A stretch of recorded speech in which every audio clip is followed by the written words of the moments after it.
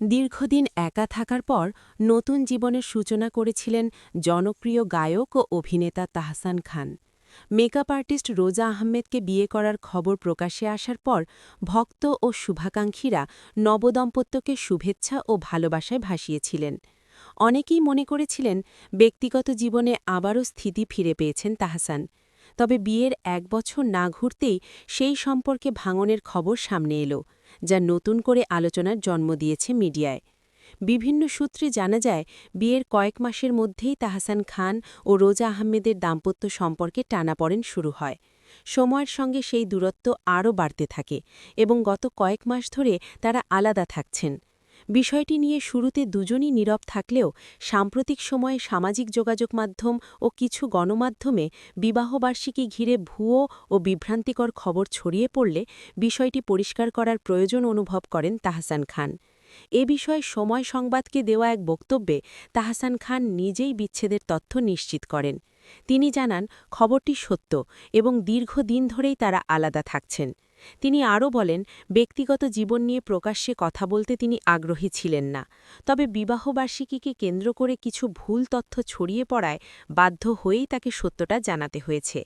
তাহসানের ভাষ্য অনুযায়ী বর্তমানে তারা একসঙ্গে বসবাস করছেন না। উল্লেখ্য, রোজা আহমেদ ছিলেন তাহসান খানের দ্বিতীয় স্ত্রী।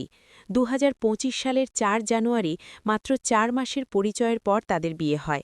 সেই বিয়ে ঘিরে শোবিজ অঙ্গনে ব্যাপক আলোচনা হয় এবং অনেকেই এটিকে তাহসানের জীবনের নতুন অধ্যায় হিসেবে দেখেছিলেন। রোজা আহমেদ একজন পেশাদার মেকআপ আর্টিস্ট।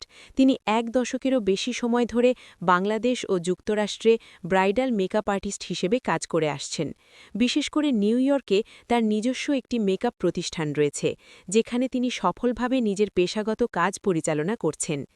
এর আগে তাহসান খান ২০০৬ সালের ৩ অগস্ট অভিনেত্রী রাফিয়াত রাশিদ মিথিলার সঙ্গে বিবাহ বন্ধনে আবদ্ধ হন। দীর্ঘ ১১ বছরের সেই সংসার ছিল শোবিজের আলোচিত দাম্পত্যগুলোর একটি। তবে নানা কারণে সেই সম্পর্কে ফাটল ধরে এবং শেষ পর্যন্ত ২০১৭ সালে তাদের বিচ্ছেদ ঘটে। সেই বিচ্ছেদের পর দীর্ঘ সময় একাই কাটিয়েছেন তাহসান। ব্যক্তিগত জীবনের নানা ওঠানামার মধ্যেও তিনি তার সঙ্গীত ও অভিনয় ক্যারিয়ার নিয়ে ব্যস্ত ছিলেন। নতুন করে বিয়ে করার মাধ্যমে তাহসান আবারও ব্যক্তিগত জীবনে স্থিরতা খুঁজছিলেন বলে মনে করেছিলেন অনেক ভক্ত। কিন্তু বাস্তবতা ভিন্ন রূপ নিল।